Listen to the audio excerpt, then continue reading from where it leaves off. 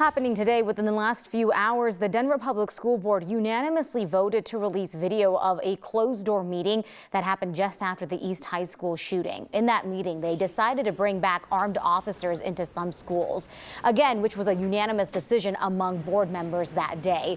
A judge had ruled the meeting violated Colorado's public meeting laws. DPS had been appealing that decision, but then today the board decided to release that video. Now their concern is if they have the technology to release that meeting, that means we don't have a timeline on when we will actually be able to watch it. Want to take you outside with a live look at Boulder right now. We are under an air quality alert today until 4 o'clock this afternoon, so please keep that in mind if you've got respiratory issues.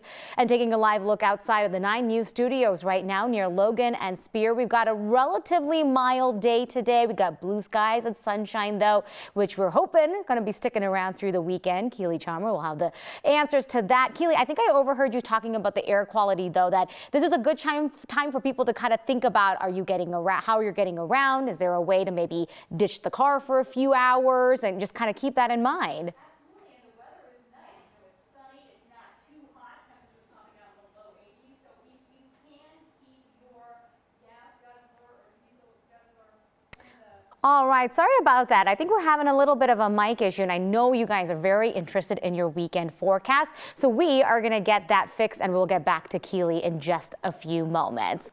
We want to get to some of your other headlines. Today we have learned that the trial for former President Trump's classified documents case has a start date. A federal judge set a jury selection to start on May 14th in 2024 in Fort Pierce, Florida. That 2-week trial period would then start on May 20th. If that holds, the trial would fall ahead of multiple GOP presidential primaries. Trump's legal team had been hoping to postpone that trial until after the general election in November of 2024. Prosecutors were hoping for an earlier start date, as early as December 11th. Trump and his aide Walt Nauta are accused of unlawfully retaining national defense information and obstructive conduct. Both have pleaded not guilty. Yesterday, we had another round of severe weather move through the metro area. These are just a couple of the photos that Doug has sent us in Lakewood near Quincy and Kipling. Then in Littleton, we got severe hail pictures along with some video. Looked like snow. We know how this goes. We heard from some folks in Littleton that told us that their basement flooded again for the second time in a month. We definitely feel for you. It's been a little rough there. And after another day of wet weather, the streets flooded pretty quickly. Doug sharing this video with us of a neighborhood in Lakewood, and what you can see is the hail kind of just floating on top of it. Our very own Corey Reppenhagen driving through Parker through the heart of the storm as the rain was coming in sideways and the roads filling up with water. And it's not just the Front Range. The Eastern Plains have been hammered with storms. Farmers in Colorado now giving us some insight into what they've lost. At first, the rain was so welcome, right? Because they were going through so many years of drought. But then it quickly became just too much. The ground was oversaturated and hail was causing major damage. We had a chance to talk with Laura Negley, who has a family ranch and farm in Kiowa County, also works with the Colorado Farm Bureau. She said out of their 16 fields, hail destroyed 6 of them and then left significant damage in 4 others. She also said planting has been delayed for some spring crops, and that's becoming an issue with their insurance because they have to plant by a certain date to make sure their crops mature in time for harvest. You add on the cooler and damp temperatures, they're now dealing with more disease, and we've been asking about how this is impacting food supply. Number one, bushels that come out of the field of production, that's going to impact what's available on the world market. American ag has been amazing in being able to farm less acres and produce more on less acres. So over many decades now, we have had a significant loss in farmed acres, but yet we are still increasing the amount of production that we are able to, come off of those acres, not only to feed those citizens here in the United States, but we are a net exporter in many cases on many crops.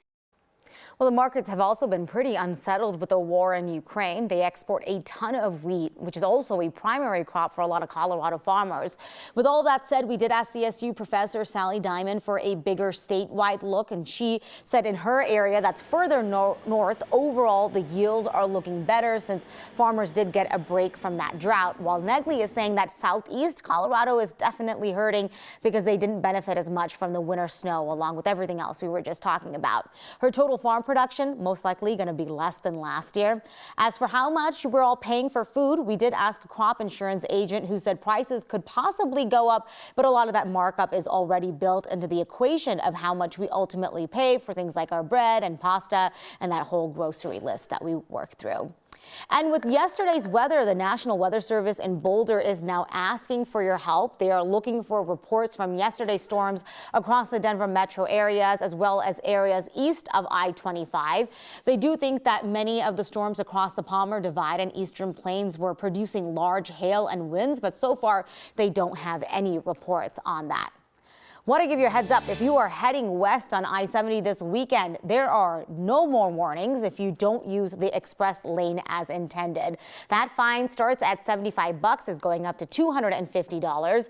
Improper use includes weaving across the solid yellow line, driving in the lane with an oversized truck. Over the last month, CDOT issued more than 5,600 warnings. All right, we want to get back to Keely. Hopefully your mic is working. Yes. It's a Friday, okay? My mic wasn't working, yours wasn't working. I feel like it is a Friday. Hey, the good news is the weather is cooperating. The mics might not be cooperating, but the weather certainly is. We've got plenty of sunshine out there. We do have a much drier air mass moving in, and that's keeping things calmer, although still a slight chance, about a 20% chance for some afternoon showers and thunderstorms here in the metro area. We're at 76 out there at DIA right now. The winds are light. We do want to talk about that air quality alert. This is an ozone action day alert that is in effect for the entire Front Range urban corridor until 4 o'clock this afternoon. So if you can leave your gas-powered or diesel-powered vehicle at home or just parked and get outside, walk or bike, that would be better, obviously, for the air quality. HD Doppler radar, it is quiet out there right now. Again, not expecting too much in terms of thunderstorm activity. Here is a look at our severe thunderstorm risk outlook, really just general to marginal across the Front Range, as we do have a chance for some isolated and scattered showers and thunderstorms to pop up this evening. But your forecast for the metro area, mostly sunny, 82 degrees tonight. We're looking clear, temperatures dropping down to 60 degrees. We have a very nice weekend forecast for you. Plenty of sunshine, warmer temperatures, and actually getting pretty hot, close to triple digits in your extended forecast. We'll talk more about that coming up in just a bit.